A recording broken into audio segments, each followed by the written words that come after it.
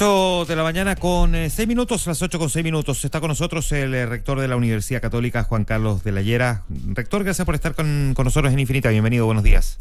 Buenos días, muchísimas gracias. ¿Cómo está, rector? Bienvenido, muchas gracias. Muy bien, muchas gracias. Rector, hay un montón de temas públicos en los cuales en alguna dimensión usted ya se ha asomado, ¿verdad? Obviamente el fin del CAE, los llamados temas valóricos, la eutanasia, el aborto, etcétera, etcétera. Pero yo quisiera partir unos pasitos más atrás, a propósito de su llegada a la rectoría de la Universidad Católica, para entender un poco ¿cómo se va a plantar en estas discusiones de los temas públicos el nuevo rector de la Católica? Y es imposible no hacer referencia, ¿verdad?, a que el rector anterior era un rector muy presente en muchos debates, muchas conversaciones, etcétera, etcétera, y en algunas cuestiones que pueden ser incluso un poco polémicas, como haberse sentado con los pañuelos verdes en su momento en las afueras de la Casa Central, etcétera, etcétera.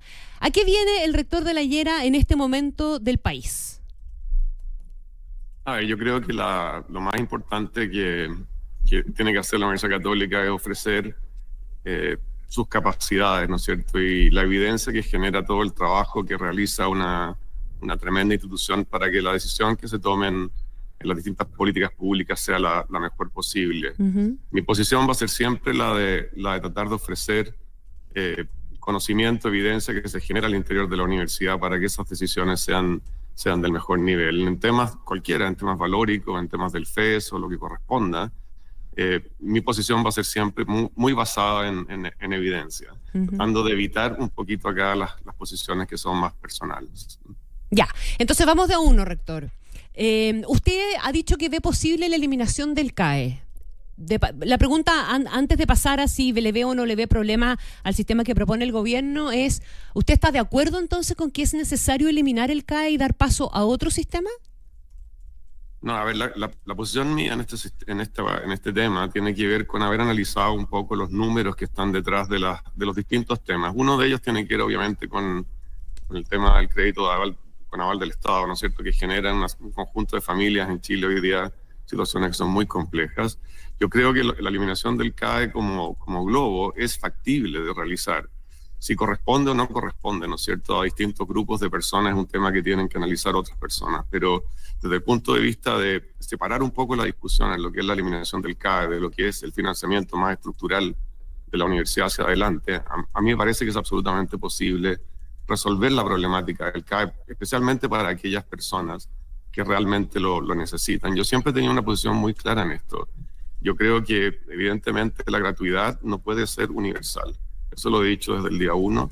Creo que hay, ¿no es cierto?, personas, situaciones donde perfectamente uno puede pagar el costo de su educación, favoreciendo, evidentemente, ¿no es cierto?, la recolección de recursos que permitan a un Estado dedicarlos a temas que pueden ser más críticos. Pero, evidentemente, dentro del CAE, no cabe ninguna duda que hay un grupo de personas que necesitan apoyo, y eso es lo que hay que resolver y se puede resolver. Ahora, ¿no está puesto en tela de juicio terminar con la gratuidad en universitario? ¿Usted cree que es una discusión que deberíamos reabrir? La gratuidad, me refiero a los deciles 1 al 6, me parece que es un tema que ya está asumido, las universidades lo hemos asumido. En el caso de la Universidad Católica, este tiene un impacto que es significativo, pero ya está incorporado. La Universidad Católica, la gratuidad, ¿no es cierto?, de los deciles 1 al 6 hoy día significa un déficit anual del orden de 12.000, 13.000 millones de pesos. Pero ya lo asumimos y ya es parte de lo que estamos haciendo. Yo creo que es un tema que no tiene marcha atrás. Pero evidentemente distinto es cuando venimos con sistemas de financiamiento que van al no copago, por ejemplo, decirles 7 al 9, etcétera. Yo creo que ese es el problema de la discusión. Ese y el tema de la fijación de los aranceles, me imagino. Sin duda, porque la fijación de esos aranceles en realidad no está respondiendo a lo que es el costo real de las carreras, ya que no es igual en todas las universidades. Las universidades hacemos un conjunto de inversiones, un montón de desarrollos que nos parece absolutamente fundamental que sean reconocidos en el costo de esa carrera.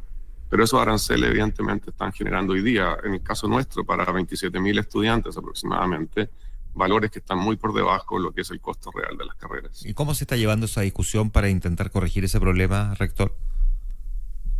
Yo creo que se está llevando en distintos planos. En particular, obviamente hay diputados que se han contactado, que han querido conocer cuál es la posición de la Universidad Católica. Nosotros ya tenemos un estudio muy fino, hecho y refinado sobre estudiante por estudiante de la universidad, para hacerles ver cuál es el impacto real que genera esta política ¿no es cierto?, en la Universidad Católica.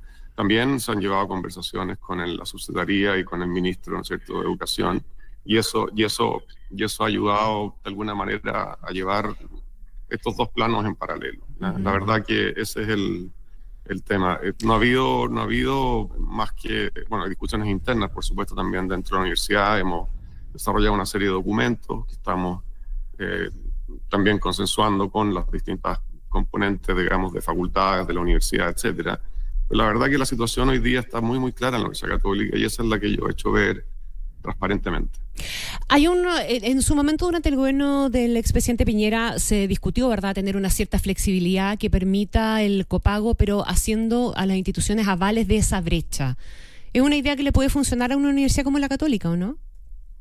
Bueno, las universidades han sido avales en realidad en varios de estos casos. Yo creo que es factible. Nosotros estamos muy abiertos a buscar un esquema de financiamiento que apoye especialmente al talento en Chile que por razones socioeconómicas no puede acceder a la universidad. Yo creo que ese principio lo defendemos muchos y la verdad que yo creo que es perfectamente factible. Pero también es factible que, ¿no es cierto?, que familias que tienen ingresos adecuados evidentemente puedan pagar, y las personas que van a tener trabajo altamente rentables después de salir de la universidad puedan devolver, ¿no es cierto?, al sistema universitario el costo de esas carreras para poder apoyar, obviamente, al resto. Yo creo que en este minuto no hay ninguna duda de que la Universidad Católica quiere apoyar a todo talento en Chile que por razones socioeconómicas no pueda estudiar en la universidad. Nos interesa atraer ese talento y buscar cualquier condición, ya sea con la Católica como aval, lo que sea, para que esa persona pueda estudiar en la universidad. En lo concreto, rector de la Llera, ¿cuáles son los problemas que usted le ve al FES, al financiamiento estudiantil que está proponiendo el gobierno hoy día? Bueno, tiene varios problemas. Uno, el que usted ya identificó, que es la fijación de estos aranceles, el no copago, ¿no es cierto?, entre los deciles 7 al 9, yo te diría son uno de los problemas más grandes. El otro problema que yo considero que es muy relevante es el hecho de que, ¿no es cierto?, el pago que van a hacer los estudiantes por la carrera va a ser un porcentaje fijo, ¿no es cierto?, de sus ingresos, en el caso de carreras de 5 años, por 20 años. Y esos estudiantes pueden llegar a pagar varias veces el costo de su carrera. Lo que va a ocurrir con eso probablemente es que muchos estudiantes no se sumen realmente al FES. Y si no se suman al FES, toda la idea de financiamiento de esta política está en cuestión. Por lo tanto, es muy delicado ese tema porque se basa en este supuesto, ¿no es cierto?, de que los estudiantes, ¿no es cierto?, se van a sumar al FES, aquellos que tengan más ingresos, pero probablemente busquen otros esquemas donde no tengan que pagar varias veces el costo de su carrera. Entonces me preocupa fundamentalmente eso. Y un tercer punto, para aportar algo distinto, que cuando se hizo la política de gratuidad, por ejemplo, lo que ocurrió entre ¿no es cierto?, la gratuidad que va entre los deciles 1 al 6, ocurrió que en el caso de la Universidad Católica, los estudiantes que estaban en deciles 7 y 8 prácticamente desaparecieron. ¿Ya? Por lo tanto, se produjo un drenaje hacia los deciles más bajos a través, ¿no es cierto?, de ser recategorizados dentro de esos deciles. Entonces, lo que puede pasar acá también, cuando uno vaya en la dirección de, ¿no es cierto?, fijación de arancel y no copago, deciles 7, 8 y 9, que los del decil 10, que son los que tienen copago, evidentemente se recategoricen. Hay una población importante ahí que puede ser recategorizada y bajar de decil, lo cual puede generar un impacto muy grande dentro de los ingresos de la universidad. Eso no está considerado en los análisis que ha hecho el gobierno. Rector, déjeme llevarlo ahora a otro tema. Estamos conversando con el rector de la Universidad Católica, Juan Carlos de la Llera. El presidente, en su cuenta pública, anunció la discusión respecto del aborto legal. Lo hizo en la cuenta pública anterior, 3 días antes de que el presidente se pronunciara nuevamente sobre este tema. En la última cuenta pública del presidente Boric había ingresado este proyecto que plantea aborto legal hasta las 14 semanas de embarazo. Usted, a través de una carta en el Mercurio, manifestó su preocupación por la forma en que se busca reinstalar el debate público respecto de la ley de aborto libre. Dijo que, más allá de las posiciones legítimas que pueden existir en términos personales, consideraba que era un despropósito y provocación politizar un tema tan sensible y profundo como este. ¿Usted dice politizar porque es en un año electoral? Sin duda, evidentemente. Me parece que es un muy mal momento para tener una discusión tan compleja como esta. Yo estoy totalmente a favor de que la discusión ocurra, si la discusión tiene que ocurrir. ¿Y cuándo sería un buen momento, perdón, rector? ¿Perdón? ¿Cuándo sería entonces un buen momento? cuando haya pues, cierta estabilidad política. Obviamente este año, hoy día, los focos están puestos, ¿no es cierto?, en temas de campaña. Evidentemente, pasado todo este proceso eleccionario, yo creo que es un momento adecuado para discutir una discusión que en muchas partes del mundo todavía no está resuelta, ya es muy compleja.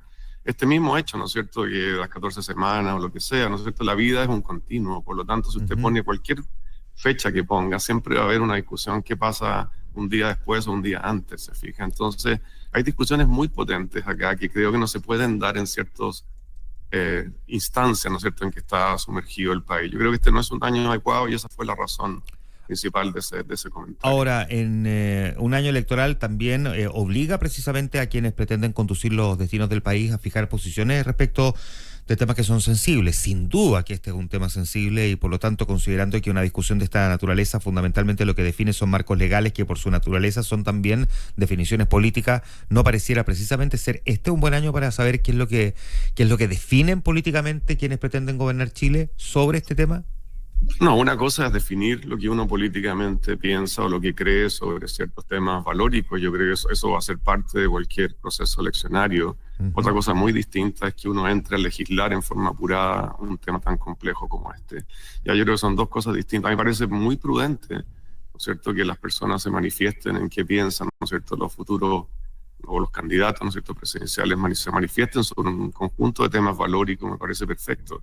Pero una cosa muy distinta es que uno trate de apurar una discusión que toca un tema tan sensible como el caso del aborto o el mismo caso de la eutanasia. Ahora, hubo expresidentas de la FEUC que le respondieron a su carta planteando que discutir temas difíciles no es una provocación, sino que es un acto fundamentalmente de confianza con la democracia.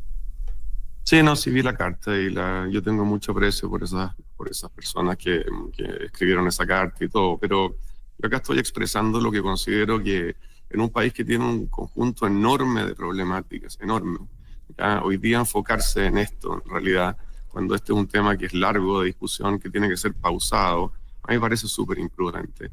Y esa es la razón por la cual lo dije. Además me parece imprudente por el otro aspecto que yo puse en la carta, que este es un país que tuvo una situación compleja social, ¿no es cierto?, el 2019, que viene recuperándose de discusiones que han polarizado y han dividido a la población en Chile. Y me parece que en ese sentido, la visión de Estado, de realmente lograr una sociedad que es mucho más unida, me parece que es un tema central.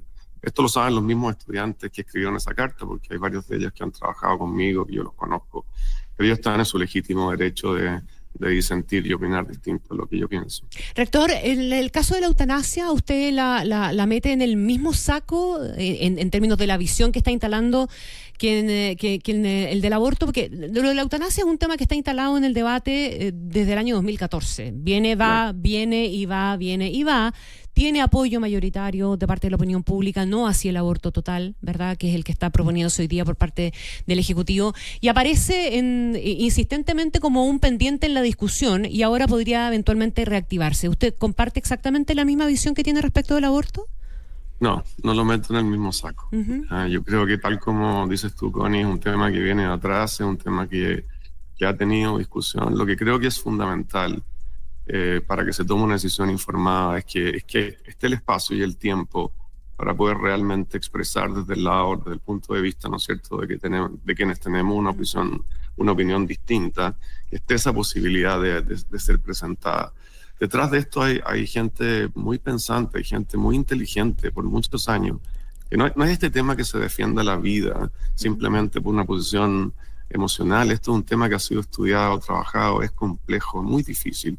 Pero evidentemente no lo meto dentro del mismo saco porque es una discusión que ya ha tenido una cierta trayectoria. Lo único que creo que es importante en esa discusión de la eutanasia realmente es poder acoger, ¿no es cierto?, todas las argumentaciones y en base a eso se tome la decisión que tienen que tomar los legisladores.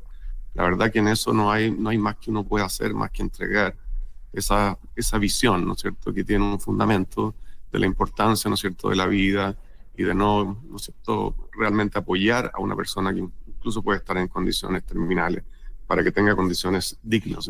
O sea, que la discusión no se haga al ritmo de la campaña electoral, sino que se haga en su mérito. Eso es todo. Pero yo reconozco reconozco que efectivamente esta es una discusión que ya tiene una trayectoria más larga que lo que ha sido el caso de, ¿no es cierto?, del aborto libre.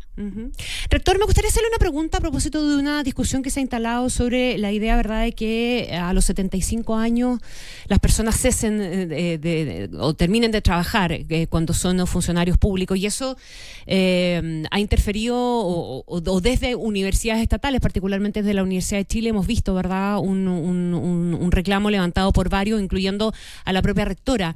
La Universidad Católica tiene un sistema de jubilación de sus académicos, un retiro obligatorio para sus académicos a los 65 años. Me parece interesante relevarlo como opción, pero antes que eso entender por qué, para qué y cómo ha funcionado. A ver, hoy día las personas, ¿no es cierto?, que no han llegado a la titularidad dentro de la Universidad Católica, 65 años, claro, se acogen básicamente al retiro, pero aquellas que han llegado a la titularidad, que son muchas, pueden extender hasta los 70 años, básicamente presentando un plan de trabajo, ¿no es cierto? Ahí tuvimos un problema. Una dificultad, tenemos ahí una... ¿Sí? Sí, tenemos una dificultad. Vamos a intentar retomar el contacto vía telemática con el rector de la Universidad Católica, Juan Carlos de la Llera, que está con nosotros. Ahí de vuelta, lo tenemos de vuelta. ¿Rector? Sí. Ahora sí. Lo que le mencionaba, no sé si algo se alcanzó a escuchar. Vuelva para atrás.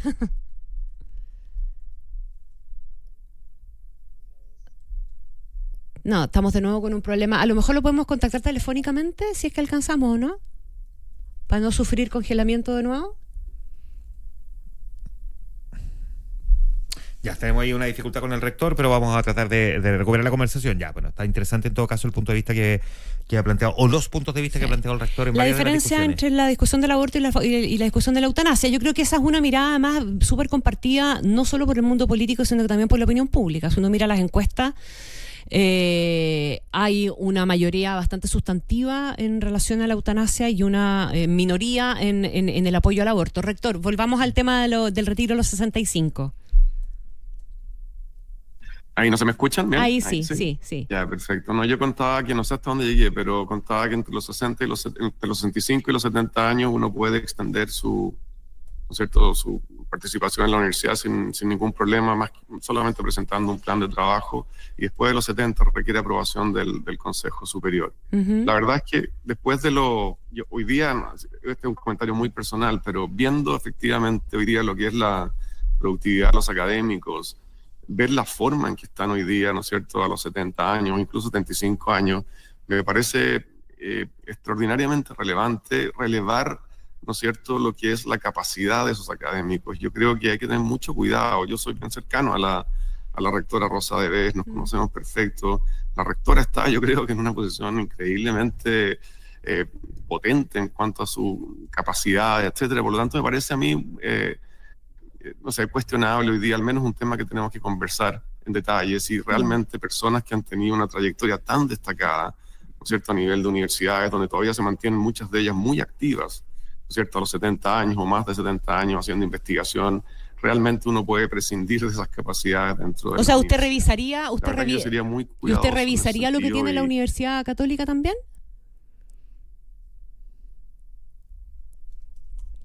De nuevo lo perdimos. Ya, y hagamos la intento ya por teléfono, que si no, esto al final la idea no se pierde. Se pierde. Oye, el rector está fijando ciertos puntos que son bien interesantes de la discusión. Yo respecto al aborto quisiera volver un paso atrás, porque abrió un debate intrauniversidad también, no solamente un debate público, donde el rector juega un rol bien preponderante, y creo que es una, digamos, de las voces que uno esperaría que estén sobre la mesa al momento de tener esta discusión.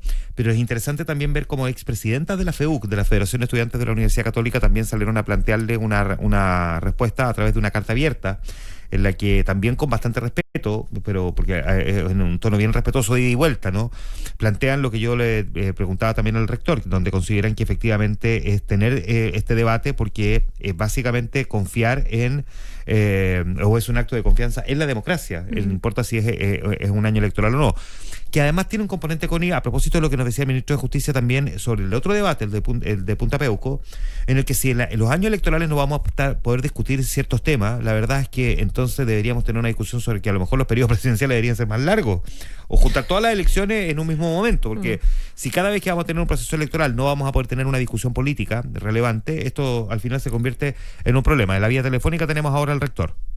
Ya, rector, termina. Yo le preguntaba si usted estaría entonces por revisar el retiro a los 65 que ustedes tienen en la universidad, dado que la esperanza de vida se ha ido prolongando en el tiempo y usted mismo estaba reconociendo, ¿verdad?, que hay gente muy activa incluso a los 75. Exacto, sí. Más que cuestionarlo del retiro de 65, lo que nosotros tenemos una política, como te decía, entre 65 y 70, es prácticamente automática de extensión.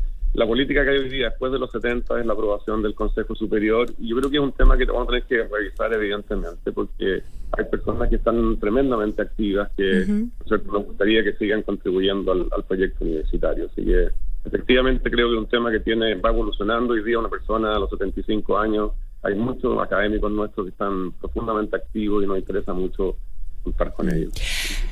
Otra pregunta y tiene que ver también con lo que está pasando en la universidad de al lado, pero es una visión más bien de política pública, rector, la que le pedimos. Tiene que ver con el tema de la me cuesta demasiado esta palabra. Dila tú. Gracias. La triestamentalidad. Que está dando de alguna manera algunas luces de quiebres internos en la Universidad de Chile, pero más allá de que se trate de la Chile y obviando un poquitito la cercanía, ¿verdad?, con la rectora de BES, de la que usted se hacía cargo, ¿cómo mira usted esa discusión? Estamos hablando acá de la opción de un derecho a voto, de participación con derecho a voz y voto de estudiantes y trabajadores en consejos que deciden contrataciones, que deciden presupuesto, etcétera. Hay una polémica interesante y me imagino que las otras universidades también la ven con interés, ¿o no? Sí, yo estoy en desacuerdo con la triestamentalidad. Ya la verdad que me refiero que hay responsabilidades que son muy, muy distintas y diferenciadas dentro de una universidad. ¿Cierto? Los académicos tenemos un rol, creo que bastante fundamental en todo lo que es la gestión y la tarea esencial, ¿no es cierto?, de la universidad, que es distinta a la que tiene, por ejemplo, un estudiante que tiene un tránsito más bien periódico, episódico durante, ¿no es cierto?, su educación. Por lo tanto, me parece que es un tema muy delicado.